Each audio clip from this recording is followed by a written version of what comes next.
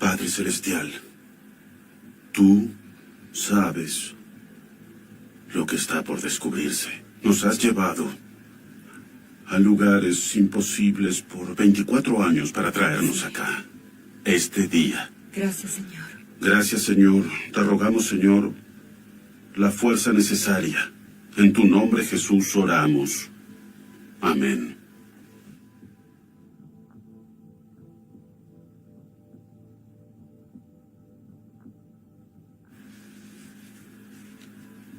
Esta es la portada, es este artículo. ¿Alguien conoce a esta persona? Este artículo de acá cambió nuestra vida para siempre. Este de acá. Y lo miré y pensé, ese se parece a mi hijo, Paul.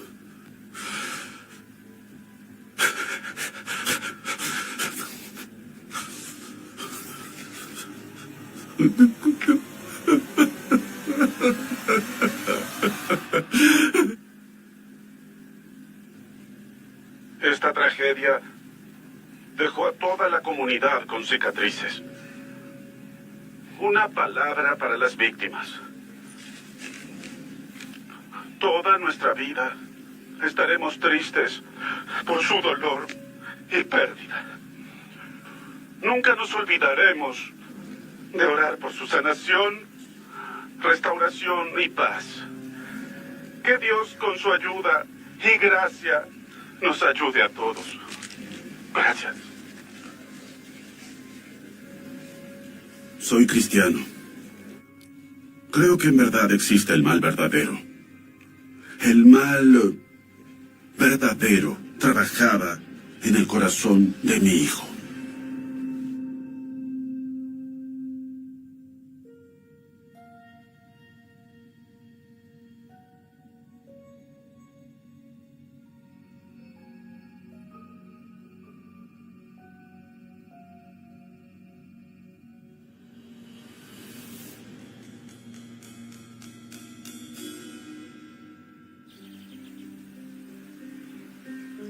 No existen las palabras adecuadas para describir lo que es tener en tus brazos a tu primer hijo. Sientes emoción por lo que sigue. Y lloré de felicidad porque Paul Kenneth Keller había nacido. Miraba sus manos, sus dedos del pie que eran tan pequeños, y solo lo miraba y pensaba, qué regalo hermoso. Y era tan joven que pensé que sería feliz por siempre, pero fui muy ingenua.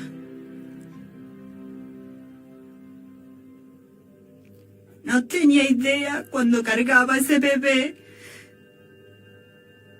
de lo que pasaría con él o con nosotros.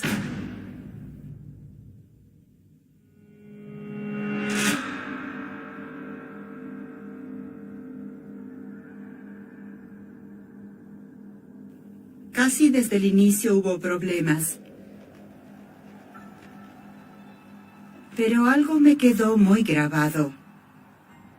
Había nevado y ahí Ruth ya podía caminar. Saldrían al patio delantero para jugar un poco, y lo primero que él hizo fue empujarla. Solo la empujó en la nieve.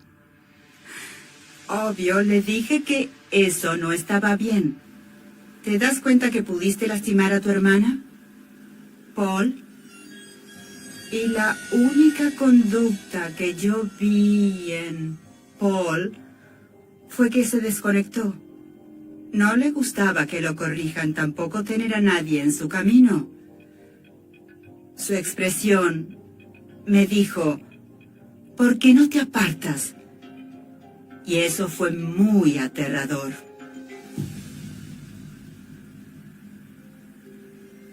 Cuando nació nuestro tercer hijo, se volvió mucho más intenso.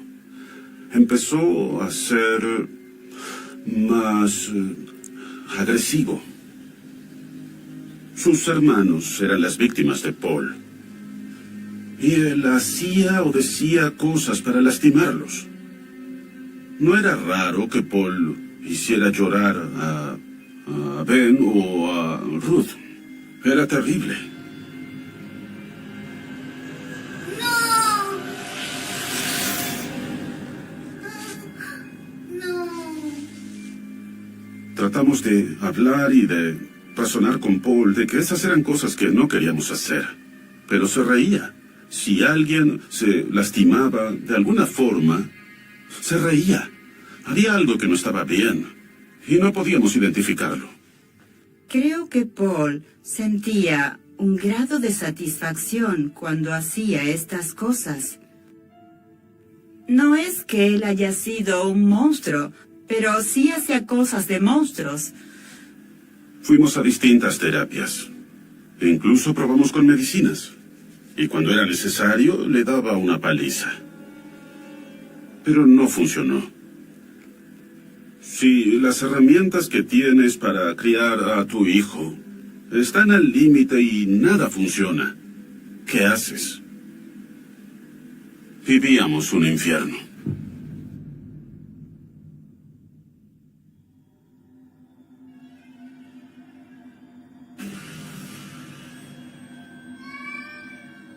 Supe de inmediato que le dolía mucho. Temblaba así. Y si se lo tocaba en cualquier parte, él solo quería gritar. Eso sí que fue aterrador.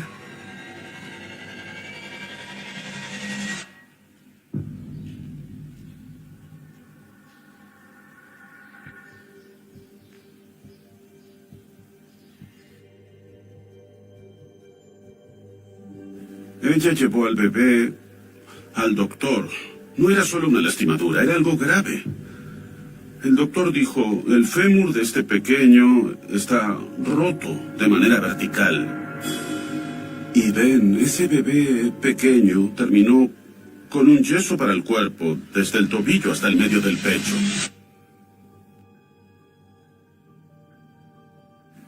Quisiera poder decir que sentía que Paul, en realidad, se preocupaba mucho por el dolor y el sufrimiento del bebé. Pero como su papá, tengo que decirles que no fue así. ¿Qué estabas pensando? No lo veía en su cara o en sus acciones. Paul, te estoy hablando. Pensé que sería divertido. Sabíamos que Paul tenía algo diferente. No lo sé, parecía que lo disfrutaba. Y de nuevo, odio incluso decirlo, pero parecía que disfrutaba de alguna forma de ver a alguien lastimado. Sonará un poco fuerte, pero sentía casi como si estuviese viviendo con alguien de otro planeta.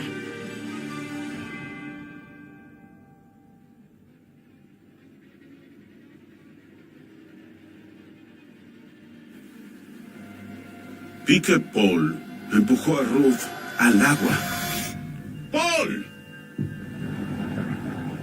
Y se me paró el corazón.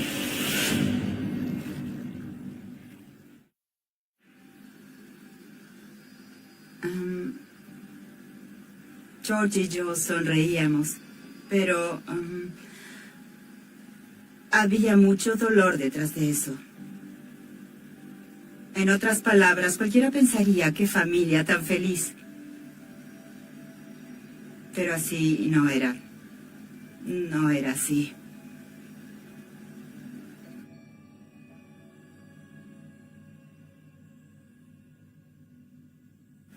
Intentamos darnos unas vacaciones y había una piscina. Nuestros hijos no sabían nadar, pero estaban en la parte baja de la piscina. Me puse alerta cuando Paul conversaba con su hermano y hermana.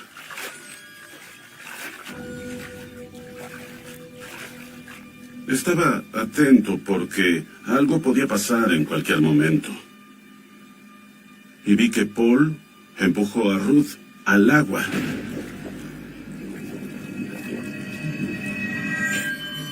Y es como si el miedo erupcionara dentro de mí, y como si algo me dijera, haz algo, tienes que hacer algo ya mismo. ¡Paul! ¡Paul! Yo estaba muy asustado. Y ella salió de la piscina. Estaba aterrada. Y después empezó a llorar muy fuerte. Ese miedo tuvo un fuerte impacto en ella. No se acerca al agua hasta el día de hoy.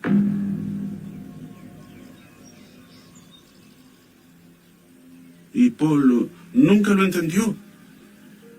Eso es lo que más duele. Paul nunca lo entendió. Y nunca entendió o aceptó la importancia de las consecuencias. Era como si no lo entendiera. No tenía empatía. Esa es la descripción perfecta para todos los incidentes en la vida de Paul. Es muy doloroso cuando tu hijo no responde. Y haces lo mejor como papá. Tengo que admitirlo. Tengo una tristeza en el corazón por no haber sido un papá eficaz. Si lo hubiese hecho mejor, quizá el comportamiento de Paul hubiese cambiado y no hubiesen pasado estas cosas horribles.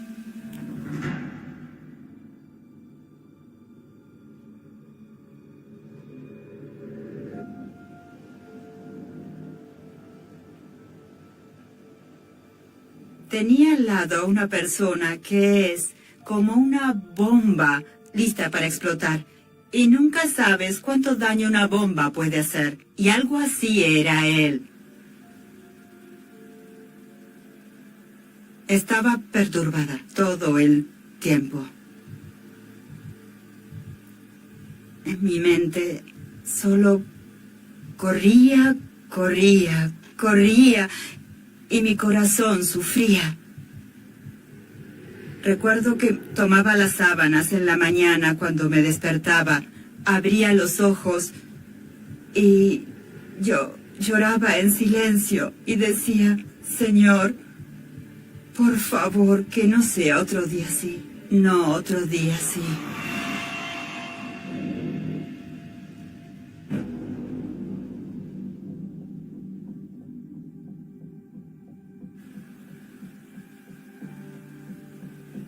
Fui a un neurólogo para que lo examine. Tenía la esperanza de que alguien pudiera ayudarnos con nuestro hijo. A Paul le hicieron, 49 exámenes diferentes. Y el doctor me dijo, estoy convencido de que tienes un hijo hiperactivo. Y le dije, ¿sí? Ok, ¿qué hacemos? Y me dijo, como padres sufrirán. Nada más.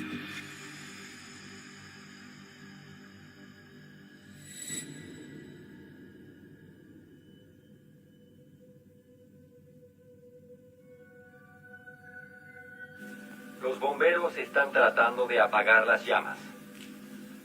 El fuego empezó en una construcción nueva dentro de la enfermería. Le encantaban los camiones de bomberos, las luces, la luz parpadeante y la sirena. Era como su amor platónico. Le encantaba hablar de eso. El fuego sigue ardiendo en la ciudad de Washington.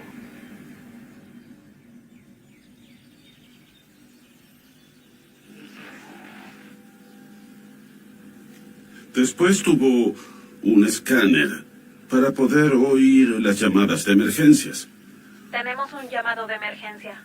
Y cuando la alarma de incendio sonaba, dejaba lo que hacía y se subía a la bicicleta. Y en muchos casos llegaba antes que los bomberos. Le encantaba. Le encantaban las sirenas, el ruido. Amaba el ruido. Y no creía que era algo anormal para nada. En lo absoluto.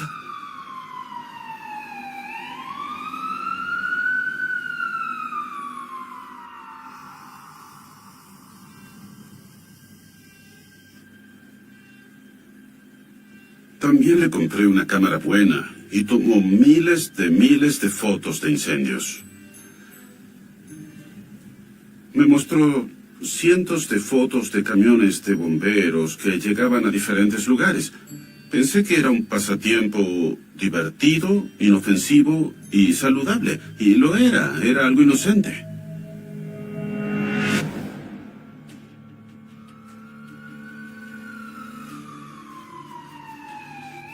Era el inicio de lo que seguiría. Parecía una bendición, pero no tenía idea de la destrucción que causaría.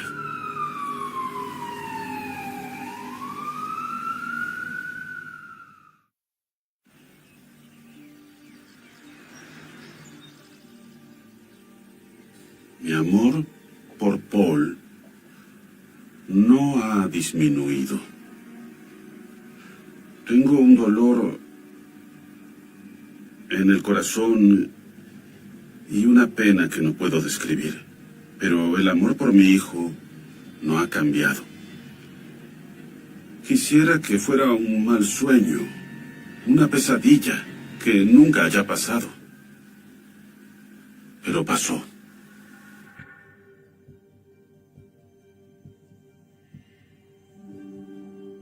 Pasé mis mejores 50 años en el negocio publicitario y al final tuve mi propia agencia de publicidad. Fue un tiempo muy feliz y bueno para mí, era muy exitoso. Mi hija trabajaba para mí y necesitaba una persona que sea un excelente representante de ventas. Los bomberos dicen que el incendio empezó en la parte de atrás de una tienda de muebles. En tan solo minutos cruzó el ático y las llamas devoraron toda la tienda. George me llamó por teléfono. Hola, George. Y me dijo, tenemos un empleado nuevo. Dijo que era Paul. Y la verdad es que mi corazón se paró. Es mi hijo. Todo lo que está en mi corazón le pertenece a mi hijo. Quería que tenga éxito. Que tenga éxito. No le dije en ese momento lo que sentía, pero pensé que eso era un gran error.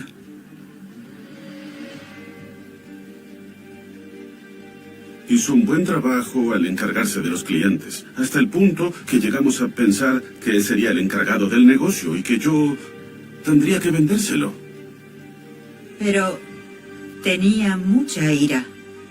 Si alguien movía un bolígrafo de lugar o algo así, algo minúsculo, él se enfurecía mucho y no podía manejarlo.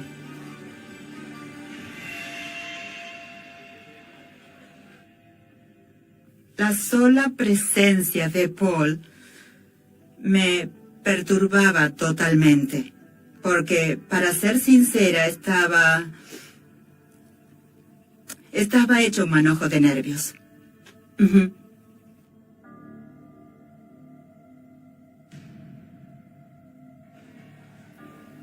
Un día, yo estaba entrando por la puerta de la oficina y vi que Paul tomaba del cuello a Ruth.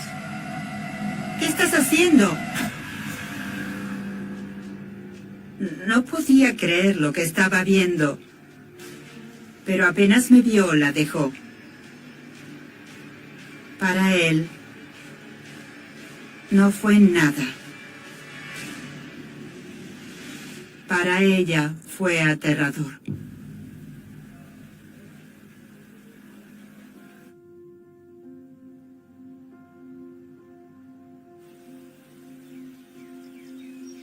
Sentía que Paul debía irse. No debía estar más ahí. Esto no podía seguir. Sabía que necesitaba irse. Pero nunca consideré en serio despedir a Paul. De hecho, siempre intentaba salvar a Paul. Si lo ayudaba una vez más, sería la última piedra en la pared de la salvación y ya no haría estos actos tan locos y su vida sería una vida ordenada y equilibrada.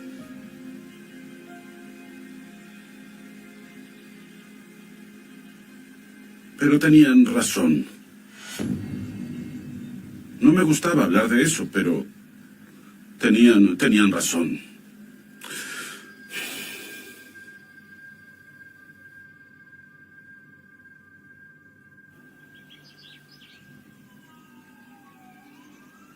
Era una tarde de verano hermosa en agosto de 1992.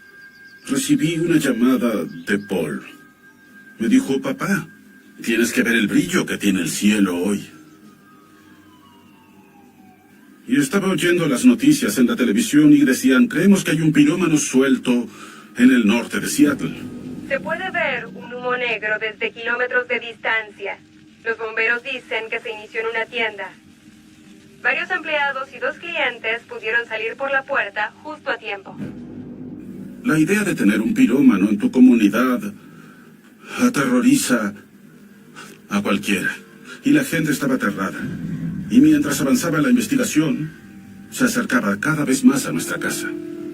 Parece que el pirómano se ha vuelto aún más peligroso. Por primera vez en esta semana, muchos de los incendios fueron en casas donde había gente adentro. 2 niños estaban dentro de la casa. 5 minutos más y quién sabe qué hubiese pasado.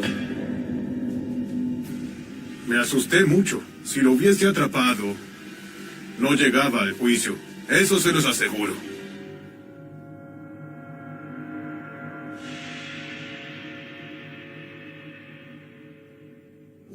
Creo que para que una persona sea un pirómano, tiene que ser un lunático suelto. De pronto, el sábado la ecuación cambió. Pensaba que tenía que ser alguien muy enfermo. La gente que estaba en las casas pudo salir lastimada.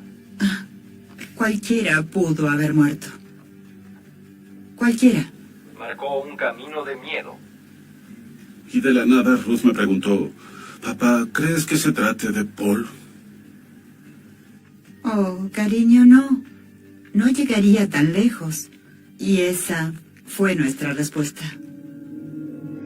Los incendios ahora son constantes, al menos uno por día.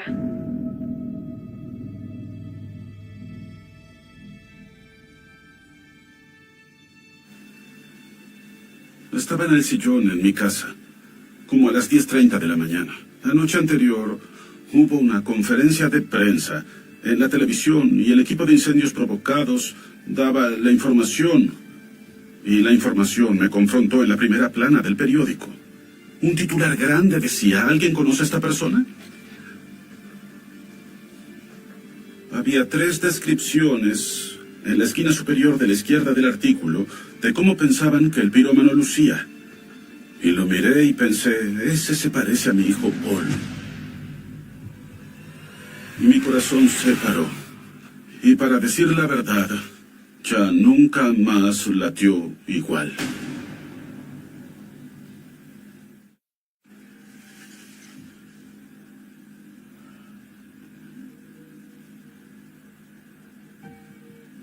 Un día llegó el periódico de mi ciudad natal.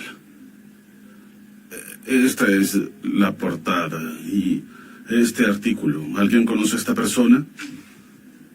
Este artículo cambió nuestra vida para siempre. Este de acá.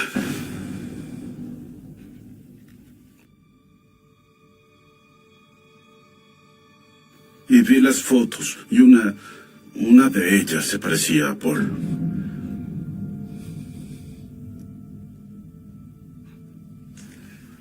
Eso me atrapó.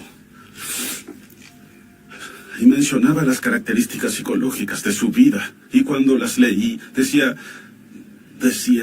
que era muy arrogante, que se mantenía muy limpio y que era alto y delgado y de apariencia buena. Cuando leí eso, supe de inmediato que era Paul.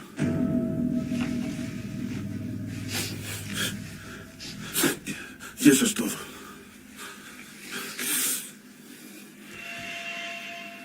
No puede ser Paul, Tranquila. George. No puede ser Paul. Tranquila. Contaba los minutos como años. Oremos. Le dije a mi esposa, quiero que ores. Padre Celestial, Hay oraciones que son lamentos. Por favor, guíanos. Les aseguro que mi esposa y yo solo decíamos, oh, Señor, por favor. Pensé, no quiero que este sea Paul. No quiero que este sea Paul. Era una pesadilla, una pesadilla. Por favor, dinos qué hacer.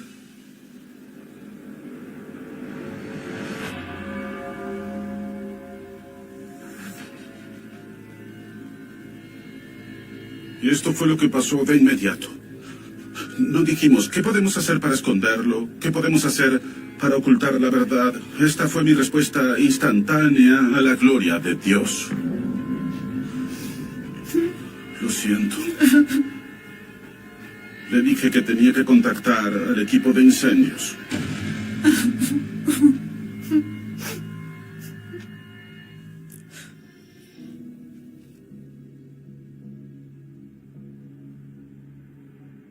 Les dije, esta es una foto de mi hijo Paul. Y se pusieron blancos como fantasmas. Me dijeron, vamos a acabar con esto. Dijeron, sabemos que Paul tiene mucha movilidad y no queremos que alertes a Paul. Significaba cargar una bomba en el corazón.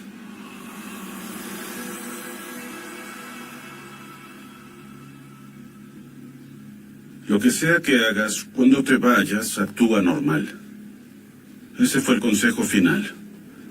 Ahí empezó una campaña secreta de 10 días y cooperamos con las autoridades sin que nadie lo sepa.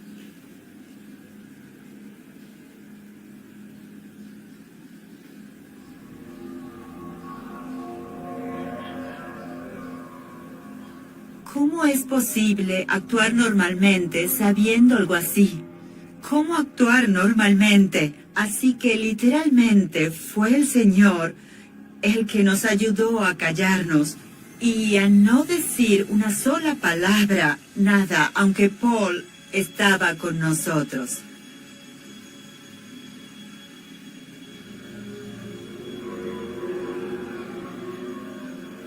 ¿Está todo bien, mamá?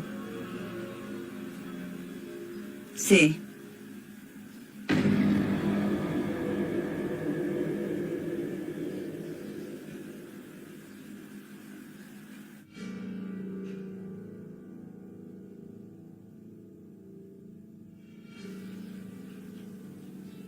Recuerdo muy claramente ese día cuando George me dijo, cariño, esta vez tendrás que tomar el teléfono y decirle algo a Paul que haga, que regrese y no huya. Le dije, Paul, habla mamá. Por favor, no te vayas al sur. Por favor, no te vayas al sur. Y recuerdo que le dije lo siguiente, nosotros te necesitamos acá. Nosotros te necesitamos. Me sentí como una completa traidora y al final dijo, ok, mamá, regresaré. Pero al mismo tiempo me llené de culpa. Pobre de mí. Sabía que tenía que hacerlo, pero al mismo tiempo se trataba de mi hijo. Todo era tan cruel. Era tan cruel.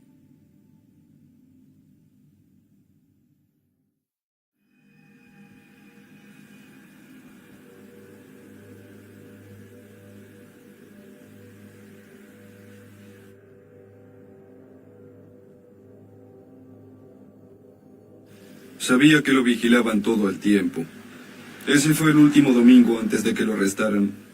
Y sabía que estaba yendo a la iglesia con este hombre que no sabía qué pasaría. Y ese hombre era mi hermano. Así que por ciertos momentos me tentaba salir del auto y decirle, Paul, quiero que sigas. Confíes en mí. No mires hacia atrás. Maneja hasta que te quedes sin gasolina y sigue corriendo. No regreses.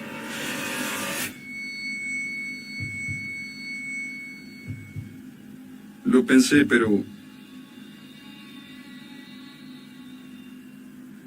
Lo que lo evitó era que sabía que estaría deshonrando lo que mi papá había hecho.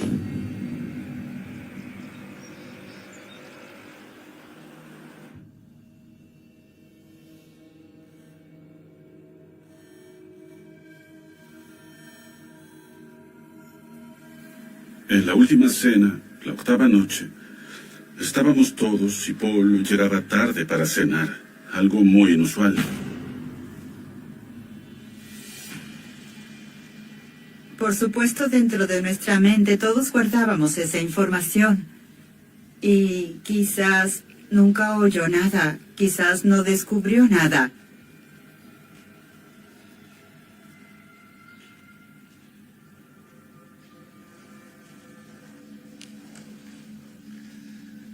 Cuando llegó noté que estaba muy nervioso. Y durante toda la cena no solo sollozaba, sino lloraba. Así toda la cena. Creo que Paul sabía en su corazón que su vida se desmoronaba. Y al mismo tiempo me sentía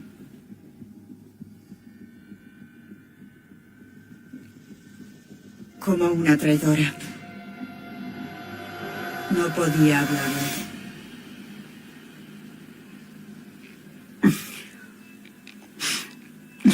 Al final de esa cena, él me abrazó.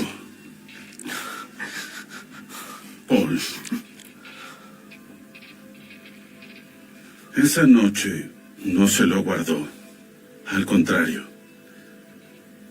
Sabía que su vida se estaba acabando y así fue. Nunca lo olvidaré, nunca lo haremos.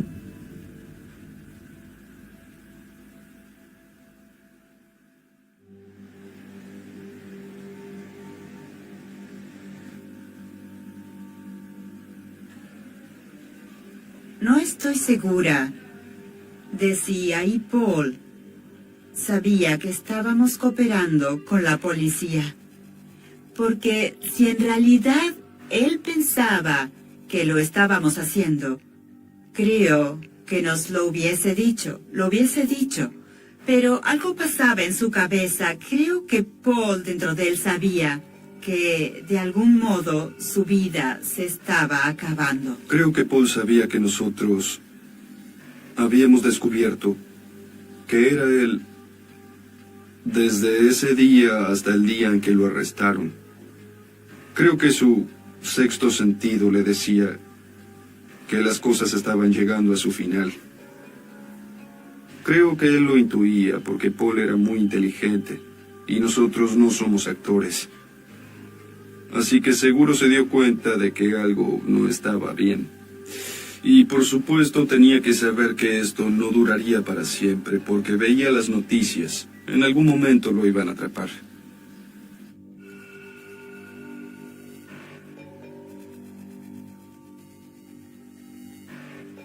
Lo trajeron y por primera vez en su vida entró con las esposas puestas. Y papá estaba ahí. Puse mis manos alrededor de él y lo abracé fuerte y le dije, Paul, lo saben todo. Por una vez en tu vida tienes que decir la verdad.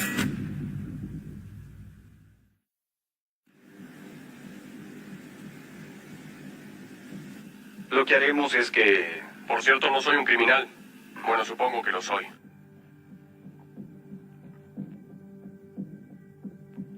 El 6 de agosto recorriste un poco la ciudad. Creo que había una iglesia en la calle 176. Incendiaste esa iglesia, ¿no? Lo hice. Sí. Pero... ¿saben qué? Les diré cómo lo hice. Pero déjenme decirles primero que yo no soy ningún criminal.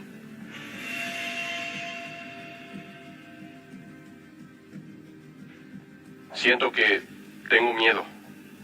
Porque sé qué clase de persona soy y sé que soy una persona amorosa. Y sé que he hecho algunas malas acciones. Gracias. Y ya no volverá a pasar, porque me siento muy mal por las familias. Déjeme preguntarle Me algo. siento mal por mí. Lo que me perturbó mucho, cuando por fin pude ver los videos, fue ver tanta indiferencia y la tranquilidad de Paul cuando decía, sí, hice esto y así es como lo hice. Como si no conectara el completo horror que había causado con lo que había hecho. No soy el tipo de hombre que debería ir preso. Descuéntelo de mi seguro o algo. Así es, no lo conectaba. Solo quiero que sepan que no soy un hombre malo. Ni siquiera mataría a un ratón.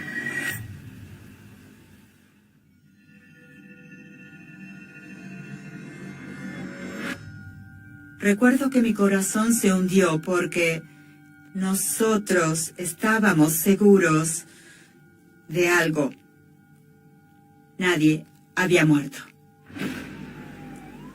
Septiembre de 1992. 3 mujeres de edad murieron en un incendio en un asilo en el norte de Seattle. Ahora condenarán por sus muertes al pirómano confeso que aterrorizó el noroeste. Al inicio, los investigadores pensaron que el incendio de este asilo fue accidental. Después encontraron pruebas de que no. Ahora afrontará cargos por asesinato en primer grado de Berta Nelson, de 93 años, Mary Doris, de 77, y Alan Stocknis, de 72.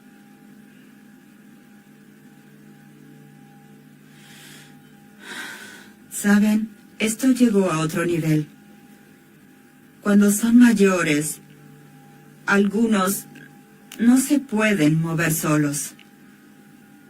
Es muy difícil creer que Paul hiciera eso. Sé que lo hizo, pero desearía que no.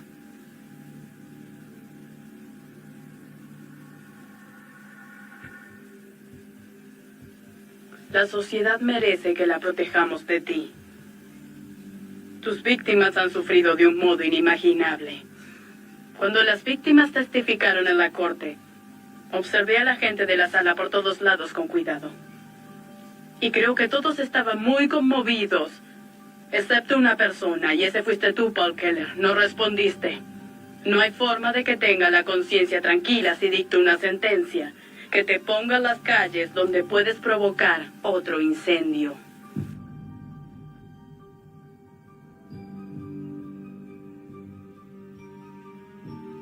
Han sentenciado a nuestro hijo y hermano, pero el dolor seguirá para muchos. Podía ver lo destrozados que estaban George y Ruth y era muy difícil verlos tan tristes, muy tristes. No sé qué decir.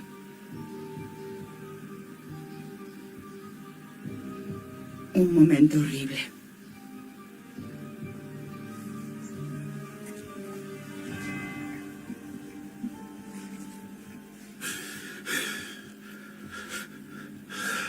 Nunca en mi peor pesadilla pensé que me vería sentado acá todos estos años y ver la muerte, la pérdida y el dolor que les hizo a otros inocentes. Les aseguro que Dios es mi juez.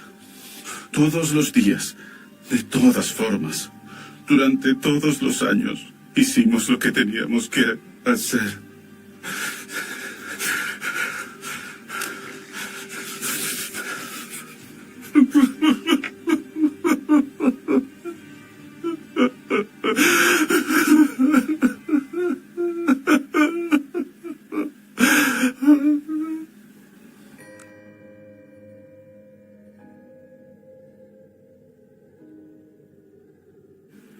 ¿Por qué la gente se aleja de mí cuando nosotros hicimos lo correcto?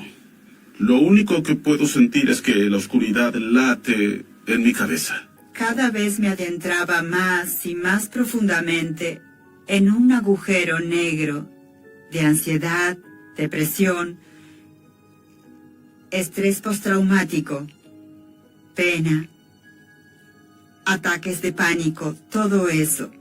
Ahora sé que todo eso se puede ir. No más dolor. No más dolor.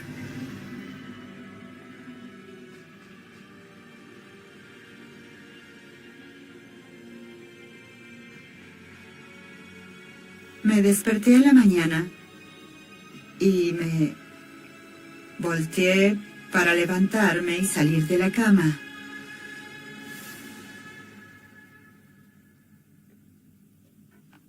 Y yo sentí algo diferente.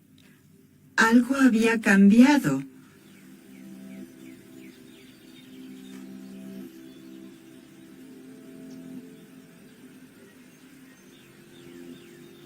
El dolor, la depresión, ansiedad, desaparecieron. Ellos se fueron. El miedo se fue. Me sentí como un ave que podía volar y fue lo mejor.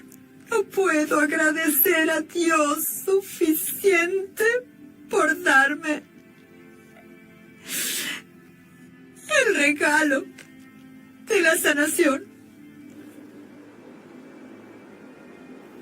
Padre Celestial, ponemos todo este tiempo que ha transcurrido en tus manos.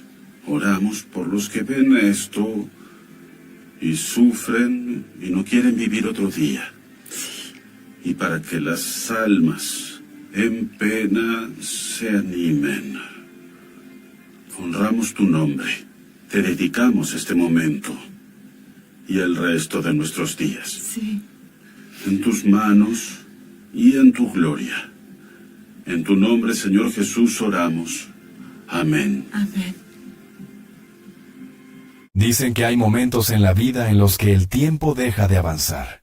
Se suspende en una imagen, en una escena que no debería existir, en un vacío imposible de llenar.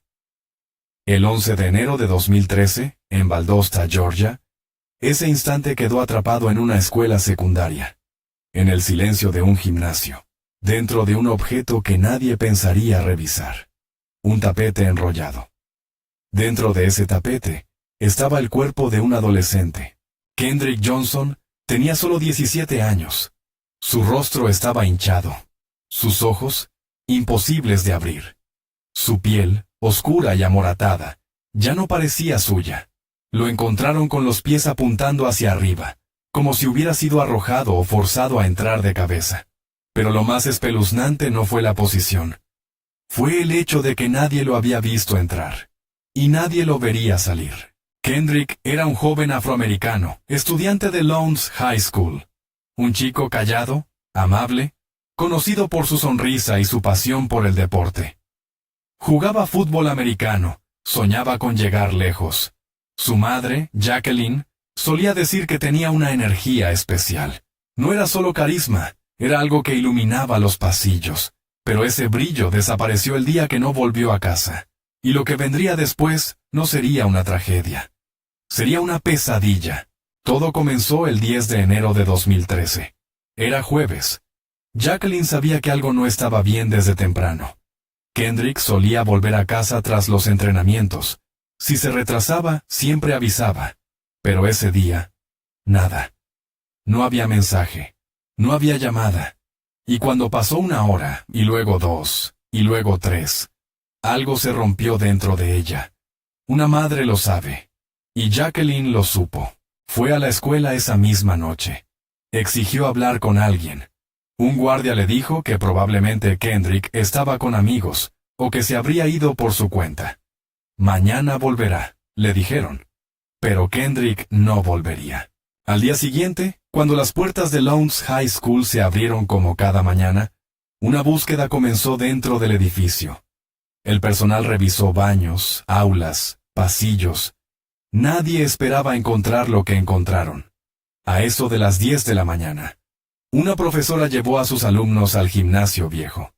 Era un lugar poco usado, lleno de equipos antiguos. Y ahí, entre decenas de tapetes de lucha apilados verticalmente, uno llamó la atención. Olía raro. Un par de zapatillas sobresalían por arriba. Y cuando un estudiante se acercó, notó algo más. No era solo calzado, era una pierna. Y entonces, el grito. La policía llegó en cuestión de minutos. Sellaron el área. Llamaron a los forenses. El cuerpo fue extraído con cuidado. La escena era escalofriante. Kendrick estaba dentro del tapete de lucha, en posición vertical, con la cabeza en el fondo. Tenía una camiseta blanca y unos pantalones cortos. Una de sus zapatillas estaba debajo de él. La otra estaba encima, flotando junto a su cuerpo. No había sangre. No había signos evidentes de pelea. Pero había algo que no cuadraba. El forense del condado fue el primero en hablar. Dijo que parecía un accidente. Que Kendrick, tal vez, se había caído dentro del tapete al intentar recuperar su zapato. Que quedó atrapado y murió por asfixia. ¿Un accidente? Esa fue la versión oficial. Simple, tranquilizante, demasiado perfecta. Pero Jacqueline no lo aceptó. Su esposo, Kenneth, tampoco. Ellos conocían a su hijo, sabían cómo pensaba, cómo actuaba. Kendrick medía casi 1,80 metros. ¿Meterse de cabeza en un tapete de 35 centímetros de diámetro por voluntad propia? ¿Por un zapato? No. Y luego vinieron más dudas. ¿Dónde están las cámaras? La escuela tenía cámaras de seguridad en cada pasillo, en las entradas, en el gimnasio. Pero cuando pidieron verlas, algo extraño ocurrió. Primero dijeron que las cámaras no enfocaban esa zona. Luego dijeron que no había grabación de ese momento. Finalmente, entregaron los videos, pero las imágenes estaban incompletas. Faltaban 2 horas de grabación, 2 horas clave. En las imágenes sí se ve a Kendrick caminando por el pasillo hacia el gimnasio. Se lo ve con su mochila al hombro. Va solo. Y luego, nada. Nadie lo ve salir. Nadie lo ve correr. Nadie lo ve nunca más. La autopsia oficial, realizada por el forense del condado, concluyó que la causa de muerte fue asfixia posicional. Es decir, que se habría deslizado dentro del tapete buscando su zapato, y que quedó atrapado sin poder respirar. Una muerte accidental. Pero cuando la familia pidió una segunda autopsia, esta vez, de manera independiente, los resultados fueron diferentes. Muy diferentes. El nuevo informe reveló algo perturbador. Kendrick había muerto por un traumatismo contundente en el cuello, no por asfixia. Además, le faltaban órganos. Cuando abrieron el cuerpo para examinarlo, descubrieron que los órganos internos habían sido retirados y reemplazados por papel de periódico. El corazón, el cerebro, los pulmones, todo había desaparecido.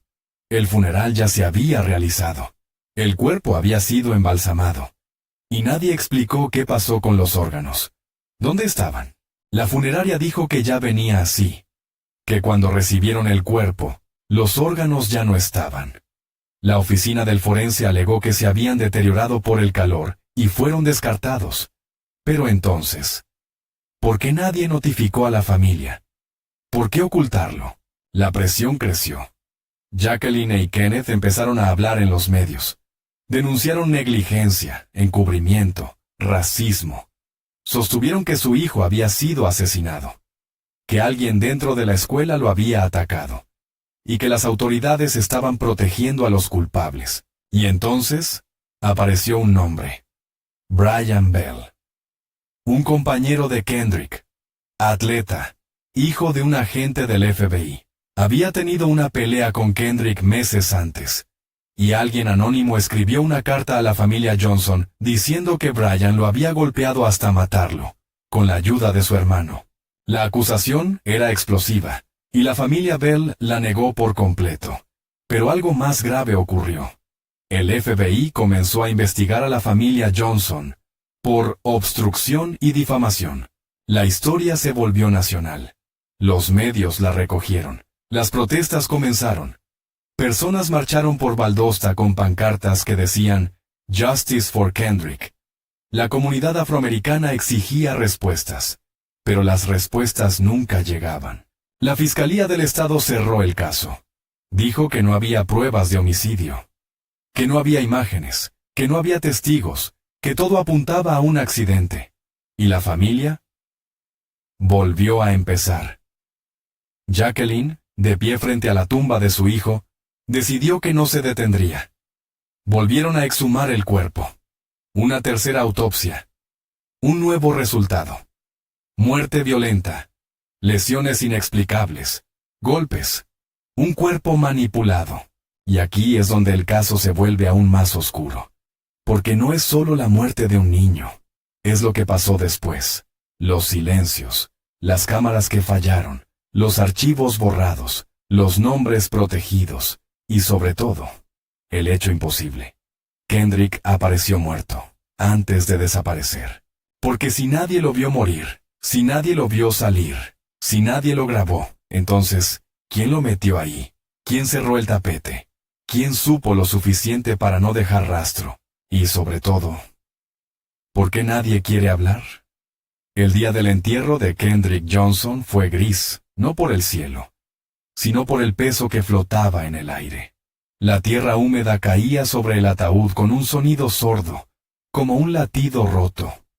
Jacqueline, de luto pero erguida, mantenía la mirada firme, apretando los labios para no gritar. Kenneth tenía los puños cerrados como piedras. Ninguno de los dos lloraba. No porque no quisieran, sino porque ya no les quedaban lágrimas. Lo que les quedaba era furia. Y ese mismo día, mientras las flores aún estaban frescas sobre la tumba, hicieron una promesa. No vamos a aceptar esto. No sin pelear. No sin la verdad. Mientras la mayoría enterraba a su hijo y se marchaba para siempre, ellos comenzaron la guerra. Porque algo olía mal desde el principio. Y no era solo la escena del gimnasio. Era todo. La primera pregunta fue brutal. ¿Por qué Kendrick estaba descalzo? Sus zapatos no estaban en sus pies. Uno estaba al fondo del tapete, debajo de su cuerpo. El otro, encima.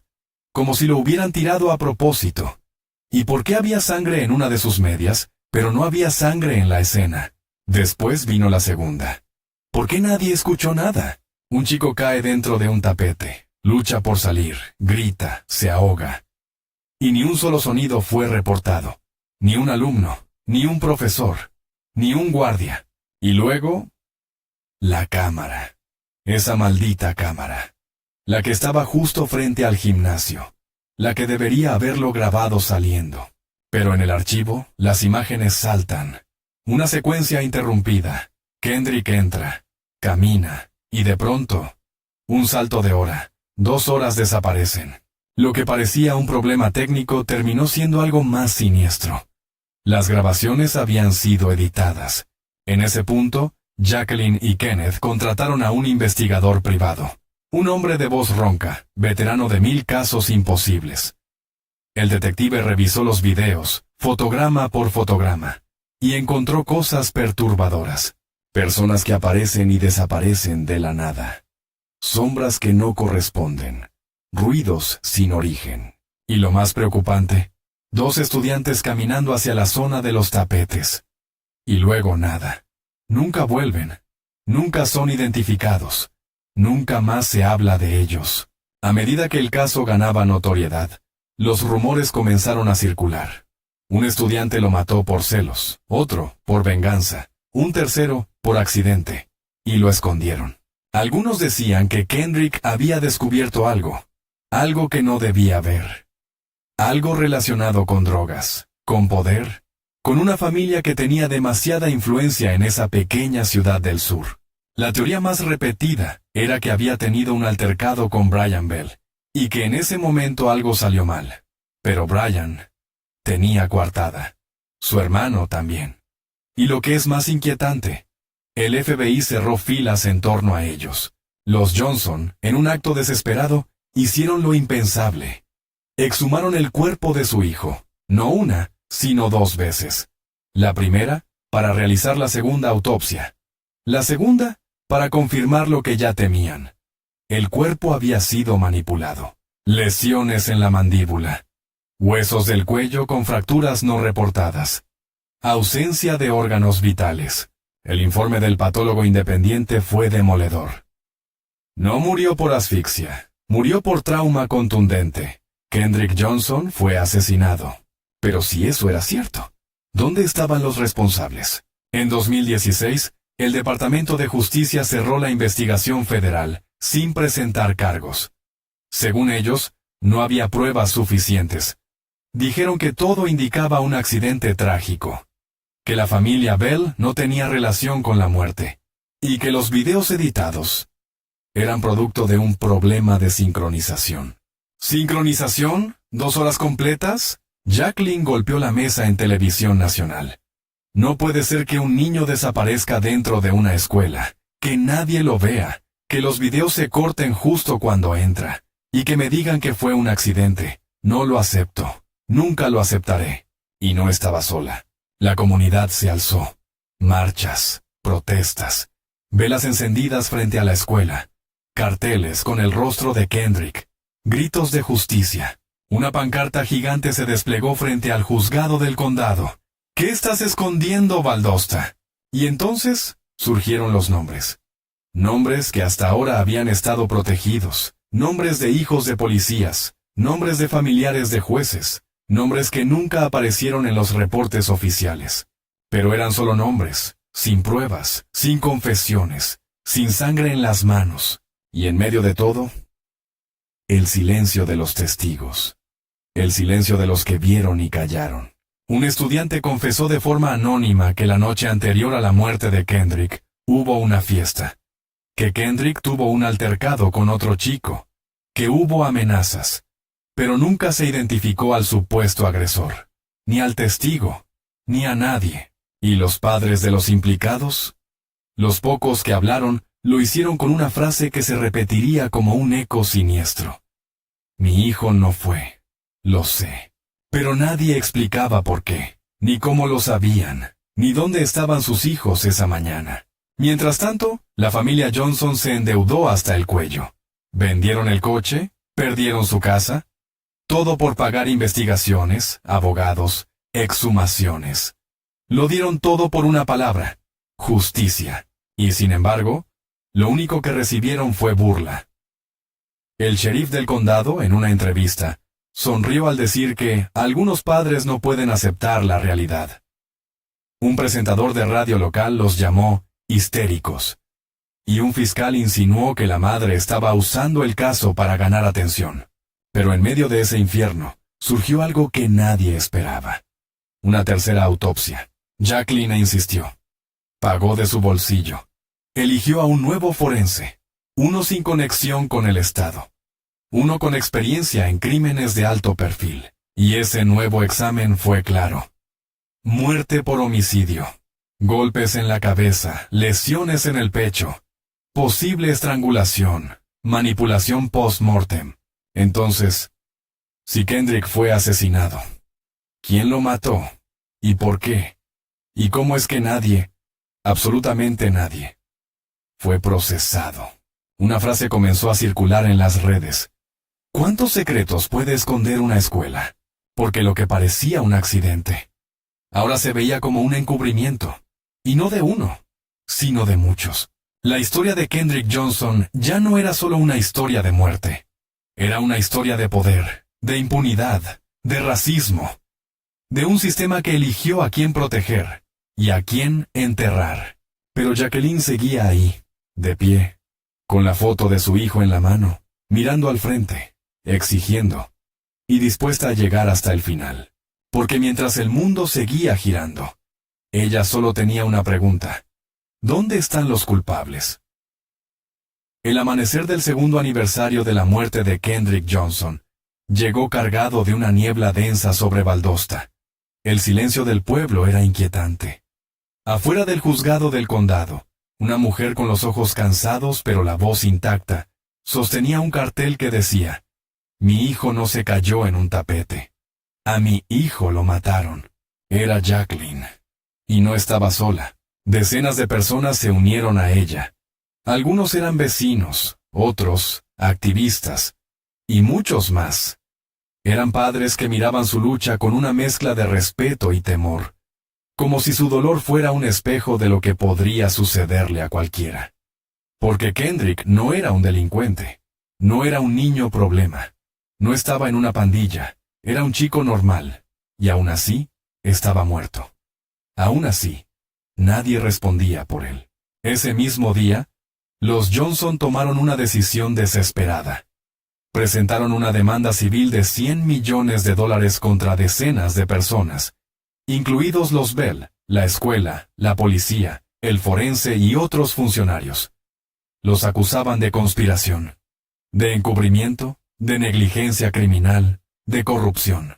La demanda contenía más de 80 páginas llenas de detalles perturbadores, amenazas previas a Kendrick, cambios de expediente, testigos silenciados, evidencia perdida. Pero la respuesta no fue la que esperaban. En lugar de abrir una nueva investigación, el sistema judicial reaccionó con frialdad. Los abogados defensores se burlaron de la demanda. Dijeron que era fantasiosa, una teoría de conspiración, y los Bell contraatacaron. Demandaron a los Johnson por difamación. Pidieron millones. Alegaron que estaban siendo perseguidos injustamente, que sus vidas habían sido arruinadas, que la muerte de Kendrick no tenía nada que ver con ellos. Y así, en una paradoja casi cruel, los padres de un niño asesinado se convirtieron en acusados, obligados a defenderse por buscar justicia, obligados a gastar dinero que no tenían, obligados a justificar su dolor. A medida que los procesos legales se alargaban, el caso se enfriaba en los medios. Nuevas tragedias ocupaban los titulares, nuevas víctimas, nuevos escándalos. Y poco a poco, Kendrick comenzó a desaparecer de la conversación pública, como si su historia también fuera enterrada. Pero Jacqueline no lo permitió. Volvió a salir a las calles, habló en universidades, se sentó frente a reporteros, repitió su historia una y otra vez, hasta que alguien más la escuchó. En 2019, un documental independiente sobre el caso fue publicado en línea. Se viralizó, millones lo vieron. Y con ello, la presión regresó. El público volvió a hacer preguntas. ¿Por qué la escuela nunca fue inspeccionada completamente? ¿Por qué los videos fueron manipulados? ¿Por qué nadie fue entrevistado bajo juramento? ¿Por qué los órganos fueron removidos sin explicación? Y sobre todo, ¿por qué el FBI se retiró justo cuando parecía estar cerca de algo? Ese mismo año, un nuevo sheriff fue electo en el condado de Lowndes. Y apenas asumió el cargo, Jacqueline lo buscó. Le entregó una copia de las 3 autopsias. Le mostró las pruebas que había recolectado en todos esos años. Y le pidió una sola cosa. Revise el caso, usted mismo. No como político, como padre. Y contra todo pronóstico, él aceptó. En 2021, 8 años después de la muerte de Kendrick, el caso fue reabierto. Los archivos volvieron a examinarse. Se reanalizaron las imágenes. Se entrevistó a personal de la escuela. Y por un momento, el corazón de Jacqueline volvió a latir con fuerza. Era una nueva esperanza. Una posibilidad real de saber la verdad. De ver nombres en una orden judicial. De mirar a los ojos a los culpables. Pero la esperanza no dura mucho en Valdosta. Después de 16 meses de investigación, el sheriff convocó una rueda de prensa. El salón estaba lleno. Micrófonos, cámaras, periodistas. Y entonces, la noticia cayó como un hacha. No se presentarán cargos, no hay pruebas nuevas, no se ha comprobado homicidio. Jacqueline sintió que la estaban matando otra vez, no con balas, no con cuchillos, sino con la indiferencia. Ese día, no regresó a casa. Se fue directo a la tumba de Kendrick. Se arrodilló ante la lápida, y con la frente sobre la tierra, murmuró: «No me van a callar». Unos meses después, un hecho inesperado encendió la historia nuevamente. Una llamada anónima llegó a una línea de ayuda. Un hombre dijo que había estado en la escuela ese día, que había escuchado algo, un grito, una pelea, pasos corriendo. Y luego, silencio. Dijo que no había hablado por miedo, porque su padre era policía, y porque todo estaba controlado desde arriba. La llamada fue rastreada. Pero cuando llegaron a buscarlo, ya no estaba. Había desaparecido. ¿Quién era? ¿Decía la verdad? ¿Fue silenciado? ¿Era una distracción? El caso volvió a llenarse de teorías. Algunos decían que la escuela encubría a alguien más, que no era un estudiante, sino un miembro del personal. Otros hablaban de una red de abuso, y algunos, los más extremos, decían que lo de Kendrick fue una advertencia, que alguien fue eliminado porque vio algo que no debía ver. Y aquí es donde la historia da un giro inesperado. En un archivo olvidado, un periodista encontró una imagen, una foto tomada por las cámaras de seguridad, segundos antes de que el video se cortara. Y en esa imagen, detrás de Kendrick, muy al fondo, una figura. No estaba en el informe, no fue mencionada por nadie, un rostro borroso, una sombra, una presencia. Los expertos la analizaron. No era un reflejo, no era una ilusión óptica, era alguien real. Pero hasta hoy, nadie ha podido identificarlo. ¿Quién era esa persona? ¿Estuvo con Kendrick en sus últimos segundos? ¿Lo vio morir? ¿Lo mató? ¿Lo ayudó a esconderse antes de morir? Porque en esta historia, la víctima apareció muerta antes de desaparecer. Y la única explicación es que alguien sabía exactamente cómo borrar un crimen sin dejar huella. Alguien con acceso, alguien con poder, alguien con miedo. Y mientras Jacqueline sigue caminando por los pasillos de la justicia, una pregunta vuelve a quemar como el primer día. ¿Qué pasó en ese gimnasio, cuando las cámaras dejaron de grabar? Hay escenas que se quedan pegadas al alma. Imágenes que no desaparecen aunque cierres los ojos. Para Jacqueline Johnson, esa figura borrosa detrás de su hijo se convirtió en una obsesión. No era una sombra cualquiera, no era un truco de luz, era alguien real, alguien que estaba allí, y que el sistema había ignorado.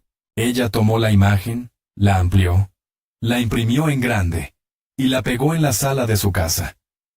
Cada mañana la miraba como si pudiera hablarle, como si de pronto el rostro fuera a tomar forma, como si esa silueta le fuera a decir lo que nadie más se atrevía a pronunciar. ¿Quién lo hizo? En paralelo, la frustración se apoderaba de Kenneth. Su duelo ya no era llanto, era rabia. Rabia contra la policía, contra los fiscales, contra los testigos que mintieron, contra los funcionarios que miraron hacia otro lado. Una noche, frente a una televisión encendida que no transmitía nada, Kenneth murmuró: «Si hubiera sido un chico blanco, esto ya estaría resuelto». Y el silencio que siguió fue más elocuente que cualquier argumento. Esa sospecha, que si Kendrick hubiera sido blanco, su muerte no sería un misterio, se convirtió en el centro de la conversación pública. Los medios alternativos comenzaron a hurgar más profundo.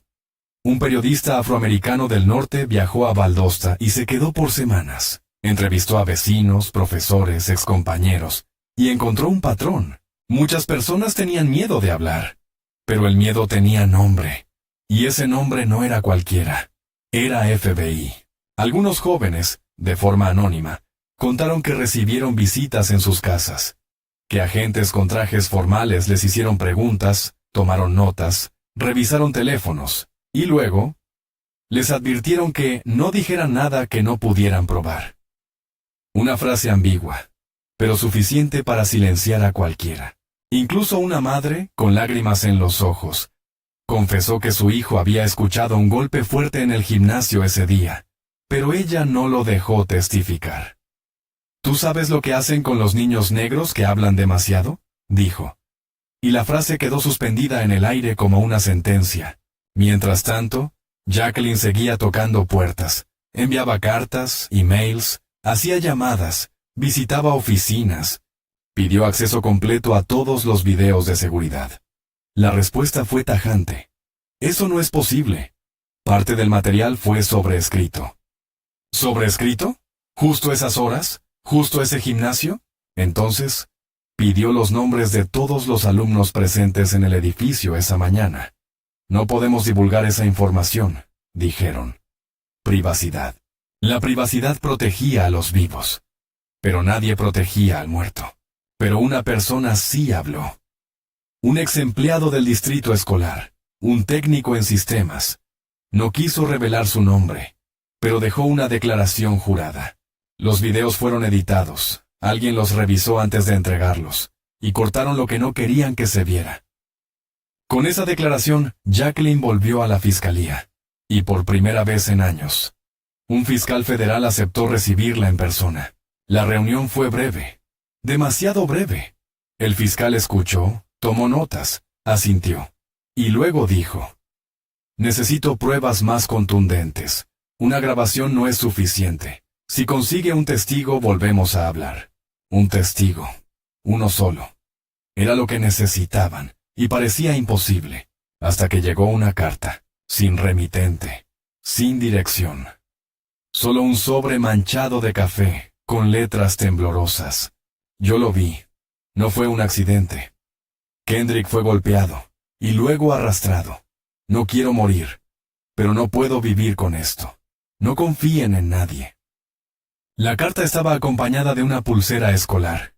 Una de esas bandas de goma con el logo de la escuela. Jacqueline se sentó en el suelo. La apretó contra su pecho. Y por primera vez en mucho tiempo, no lloró. Solo murmuró: gracias. Volvió al fiscal. Entregó la carta. Le rogó que al menos investigara. Pero el fiscal dudó. Dijo que no era concluyente. Que podía ser una broma, una trampa, un invento. Y en ese momento, Jacqueline lo miró directo a los ojos y le dijo: si mi hijo hubiera sido el tuyo, no estarías pidiendo más pruebas, estarías pidiendo una patrulla. El fiscal guardó silencio. Y Jacqueline se marchó, una vez más, con las manos vacías, pero con la voluntad intacta. Mientras tanto, nuevas pruebas seguían emergiendo por iniciativa de ciudadanos. Un grupo de activistas, con ayuda de expertos en edición forense, reconstruyó digitalmente parte del video original. Usaron IA para estabilizar las imágenes.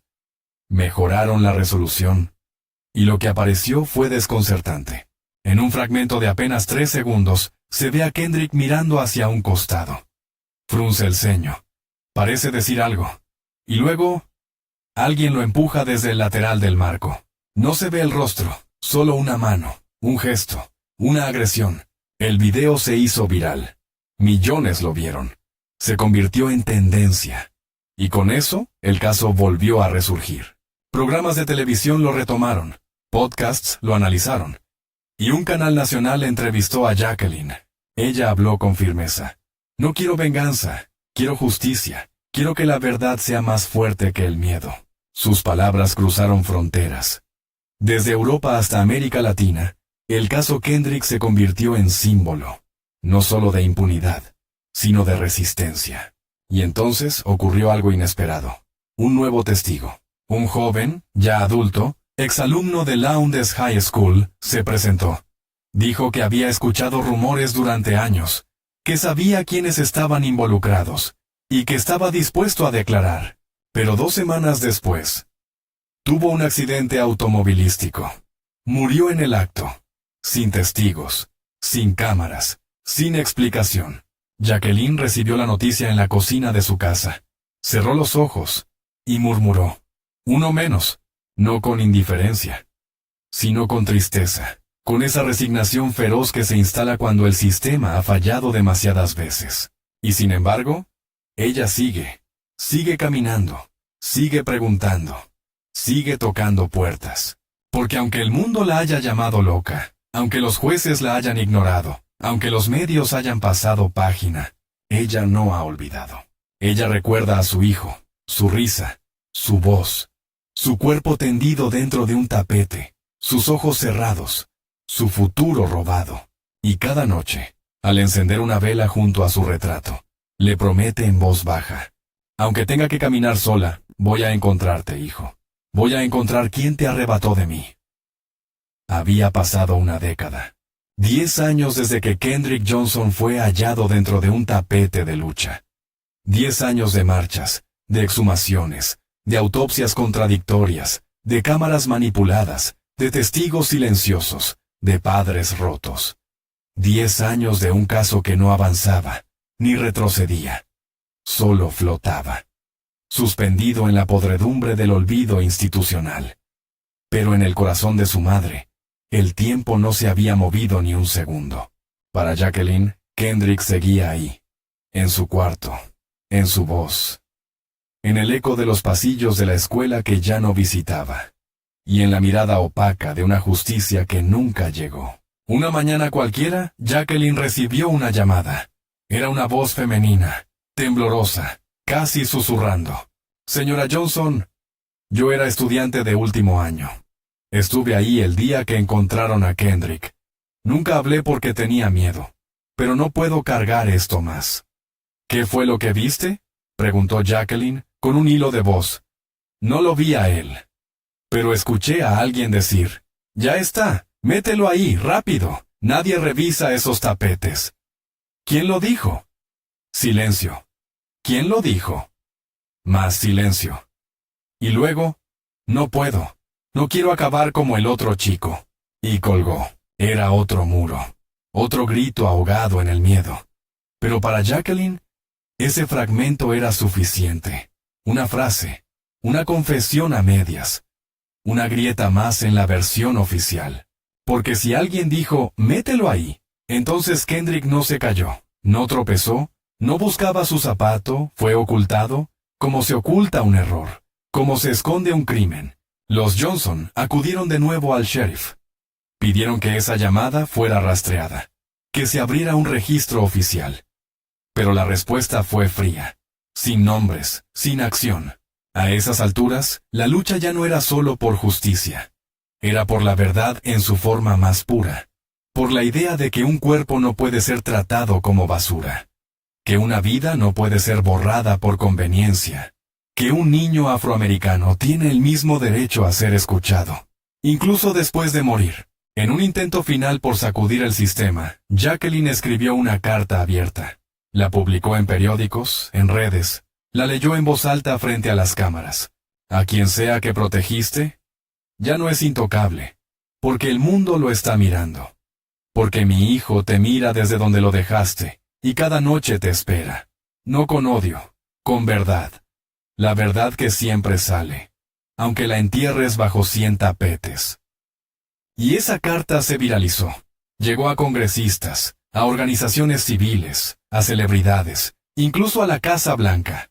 Pero el sistema siguió inmóvil, como una piedra, como un ataúd sellado.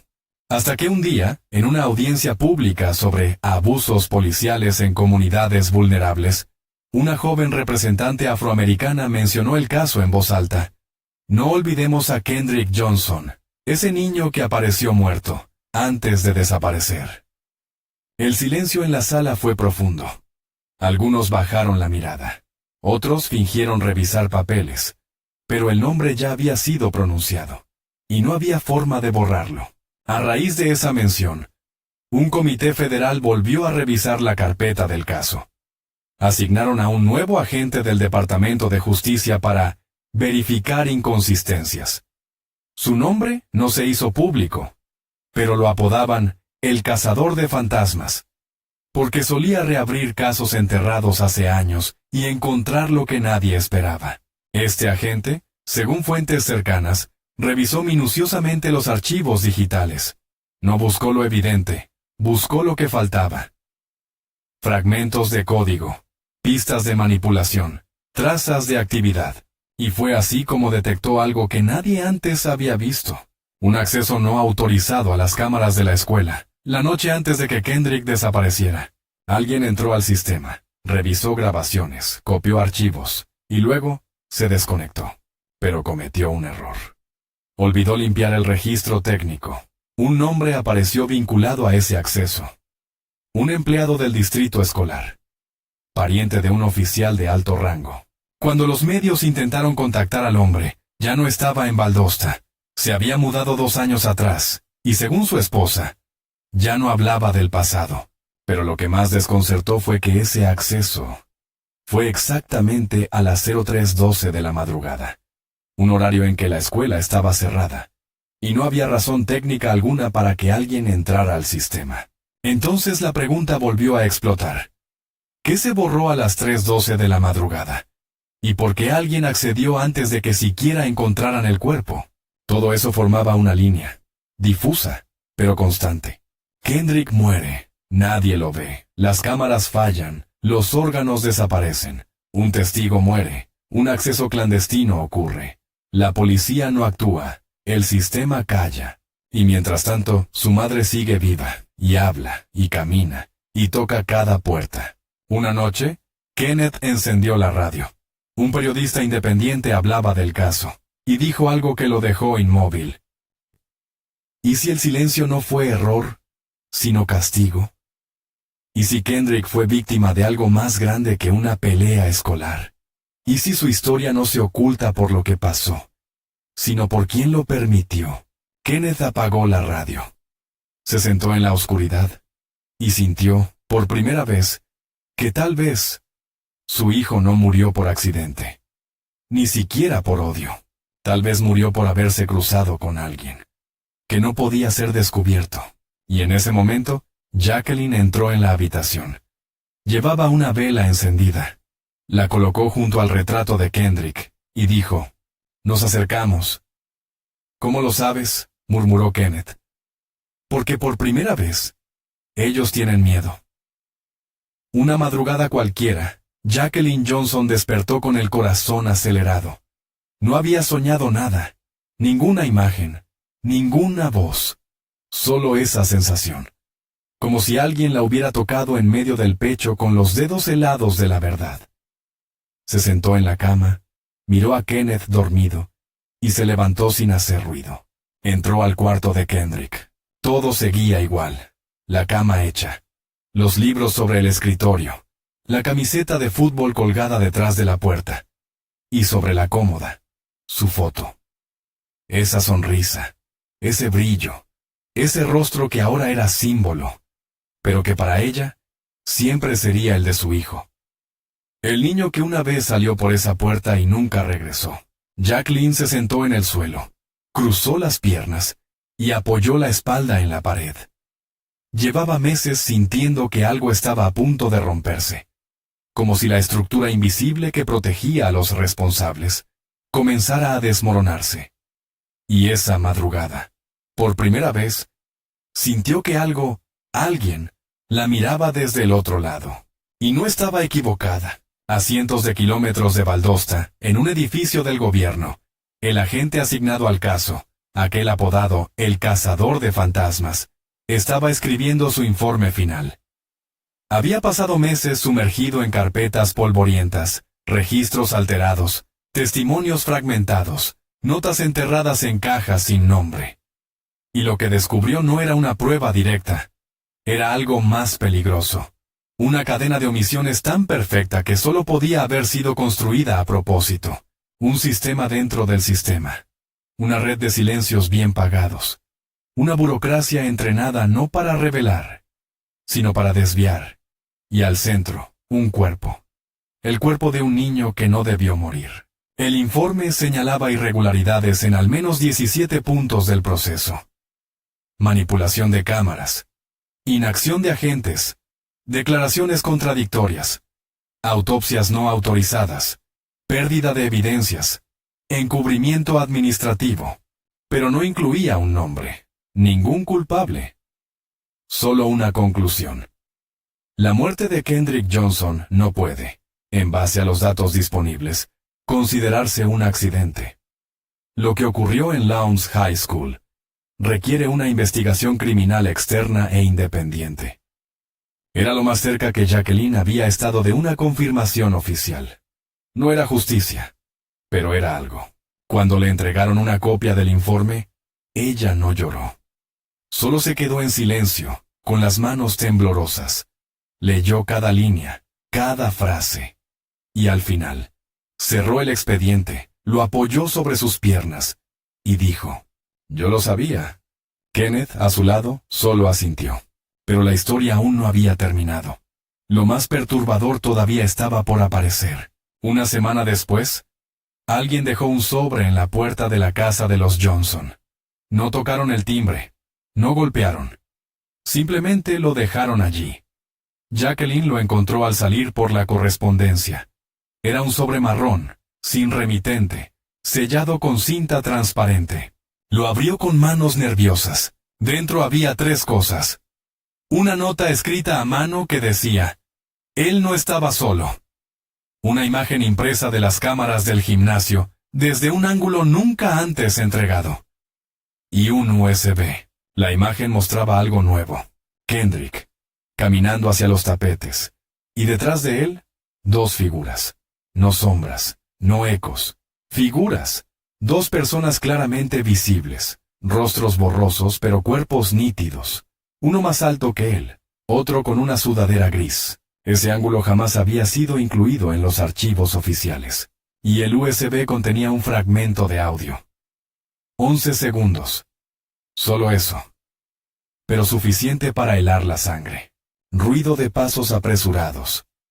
Voz masculina. Te dije que no hablaras de eso. Ruido seco. Algo cae. Silencio abrupto. El archivo no tenía fecha, ni origen, ni metadatos útiles. Pero la voz no era de un niño. Era la voz de alguien mayor. Jacqueline llevó la imagen y el audio a un medio nacional. No pidió permiso. No consultó abogados. Solo lo entregó. Y en 48 horas, el material recorrió el país. Y el caso explotó otra vez. El sheriff dio una conferencia. Dijo que estaban revisando la autenticidad del archivo, que no podían confirmar si era parte del caso, que la manipulación digital era común, que no podían permitir el pánico. Pero la pregunta se volvió inevitable. ¿Quién filtró eso? ¿Y por qué ahora? En paralelo, una periodista de investigación logró entrevistar, de manera clandestina, a un exoficial del condado que había sido despedido años atrás por falta de conducta. En el video, grabado con el rostro cubierto, el hombre dijo: sabíamos que algo estaba mal desde el principio, pero nos dijeron que no tocáramos ese tema, que lo dejáramos como accidente, que el chico era un problema. Pero eso no era verdad. ¿Quién lo ordenó?, preguntó la periodista. Los de arriba. Y créame, no quiere saber sus nombres. La entrevista duró menos de 6 minutos.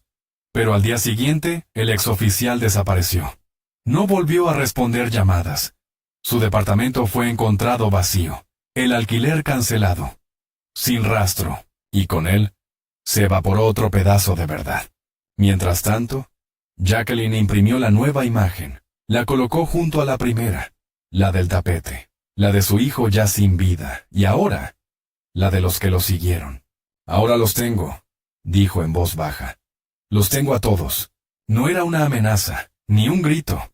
Era una declaración sagrada, de madre, de guerrera, de testigo de lo imposible. Y fue en ese punto, en ese cruce entre el dolor y la evidencia, que algo cambió en Valdosta. Ya no era un caso, era un símbolo. Una pregunta sin respuesta que ardía en la conciencia del país. Porque Kendrick no fue solo un niño muerto. Fue un espejo que mostraba todo lo que no se quería ver. El privilegio, el racismo estructural, la impunidad, el silencio cómplice, y la desesperación de una familia sola frente al monstruo del poder. Y Jacqueline lo sabía. Sabía que la justicia no llegaría en una carta, ni en una llamada, ni siquiera en un juicio. Tal vez nunca llegaría. Pero también sabía esto. Cada verdad revelada, por pequeña que sea, es un ladrillo menos en el muro de la mentira. Y ella seguiría quitando ladrillos, uno por uno, hasta que el muro cayera, o hasta que no quedara nadie con fuerza para levantarlo otra vez. Nadie estaba preparado para lo que sucedió la noche del 6 de mayo de 2023. La familia Johnson ya dormía. La casa silenciosa, apenas iluminada por una lámpara encendida en el pasillo. Jacqueline había dejado la vela junto a la foto de Kendrick como cada noche, un gesto íntimo, casi ritual. Pero cerca de las 3 de la madrugada, el sonido la despertó. 3 golpes, fuertes, directos. No en la puerta, en la ventana de la cocina. Kenneth se levantó primero, desorientado. Caminó hasta el ventanal trasero. No había nadie, solo la oscuridad del patio y el eco de su respiración acelerada. Jacqueline lo alcanzó segundos después, y lo vio. Pegado al vidrio, un sobre, mojado por el rocío, sellado con una tira negra, sin nombre. Lo abrieron sin hablar. Adentro, una única hoja, y un mensaje escrito con marcador rojo. ¿Qué pasa si el cuerpo de Kendrick nunca debió estar ahí? Jacqueline sintió un vértigo que la dejó sin aire. Miró a Kenneth, pero él ya leía el reverso de la hoja. Allí había un mapa, a mano. Una ruta dibujada entre la escuela, un pequeño bosque a las afueras de Valdosta, y un punto marcado con una cruz. No era solo una amenaza, era una invitación. A la mañana siguiente fueron al bosque, sin policía, sin prensa, sin ayuda. Siguieron el mapa. Una senda casi invisible, cubierta de maleza y ramas secas. Y allí, en medio de la nada, encontraron una caja de madera semienterrada. Una caja pequeña, pero cuidadosamente cerrada con clavos oxidados. La desenterraron. La abrieron con las manos, y dentro, un zapato. No uno cualquiera. El zapato izquierdo de Kendrick. El que, según los reportes oficiales, había sido encontrado dentro del tapete junto a su cuerpo. Jacqueline cayó de rodillas. Lo reconoció al instante. La marca, la talla, la costura rota en la parte trasera. Era él. Y estaba limpio, sin sangre, sin polvo, sin una sola marca de haber estado en un lugar cerrado durante años. No había lógica. El zapato ya había sido archivado como evidencia, fotografiado, registrado. Pero ahora estaba aquí, enterrado en un bosque. Volvieron a casa con la caja envuelta en una manta. Kenneth no hablaba, Jacqueline tampoco. Solo el sonido de la tierra pegada a sus uñas rompía el silencio. Y al llegar, lo supieron. Todo lo que habían creído, incluso en su dolor más visceral, podía ser aún peor. Porque si el zapato no había estado en el tapete, ¿cuánto más había sido fabricado? ¿Y qué parte de la escena había sido montada? Llamaron al periodista que los había acompañado durante años. Él los ayudó a registrar y filmar el hallazgo. Enviaron el objeto a un laboratorio forense privado, y los resultados fueron alarmantes. El calzado no contenía rastros biológicos de Kendrick, ni ADN, ni sudor, ni células epiteliales. Nada, solo fibras de lino industrial, como si hubiera sido colocado dentro de un escenario, preparado, no para descubrir la verdad, sino para construir una historia. La conclusión no dejó lugar a dudas. El zapato hallado con el cuerpo de Kendrick nunca había sido usado por él ese día. Era una réplica, un engaño, un accesorio dentro de una mentira demasiado grande como para ser accidental. Jacqueline sostuvo el informe entre las manos. Frente a ella, la imagen de su hijo enmarcada. Lo miró, y por primera vez, le pidió perdón. Te creí muerto en ese lugar. Te imaginé gritando dentro de ese tapete, luchando por salir. Y ahora sé que tal vez ni siquiera moriste allí. Sus palabras eran un susurro, una disculpa que le rompía el alma. Porque la verdad, por más luminosa que fuera, también podía destruir. Los medios no tardaron en explotar. El nuevo hallazgo generó titulares en todo el país. ¿Fue plantada la escena del crimen de Kendrick Johnson? Evidencia fabricada. ¿Quién manipuló el cuerpo? El crimen que fue construido desde cero. Y entonces, una última figura entró en escena. Un exforense jubilado, nunca involucrado en el caso, pero con una obsesión personal con las autopsias manipuladas. Pidió acceso a los informes, los estudió durante semanas y finalmente, en una entrevista televisiva, lanzó la bomba. El cuerpo de Kendrick Johnson no solo fue alterado, fue preparado para encajar con una historia, pero las heridas, las marcas, las ausencias, indican que no murió donde lo encontraron, y que fue trasladado después de muerto. Jacqueline sintió como el mundo se partía en dos. Había pasado una década defendiendo la idea de que su hijo fue asesinado en la escuela. Y ahora, la verdad parecía aún más cruel. No solo lo mataron, lo usaron. Su cuerpo fue movido, manipulado, transformado en una escena falsa. Un teatro criminal donde él era el protagonista y la víctima. La historia dio un giro final, terrible, inevitable, porque si Kendrick no murió allí, entonces todo el caso debía empezar de nuevo. Desde el primer minuto. Desde el último lugar donde fue visto con vida. La Fiscalía del Estado, acorralada por la presión pública, anunció que revisaría el expediente completo. Prometieron no descartar nada, no ignorar ninguna pista. Pero Jacqueline ya no creía en promesas, solo en hechos, solo en la voz de su hijo. Esa que no escuchaba desde hacía más de 10 años, pero que aún susurraba en cada silencio. Mamá, no te detengas, y ella no lo haría, porque ahora lo sabía. Su hijo no desapareció después de morir. Fue desaparecido antes de morir. Lo silenciaron en vida, y lo enterraron con una mentira. Una mentira que ahora empezaba a resquebrajarse, y que muy pronto podría derrumbarlo todo.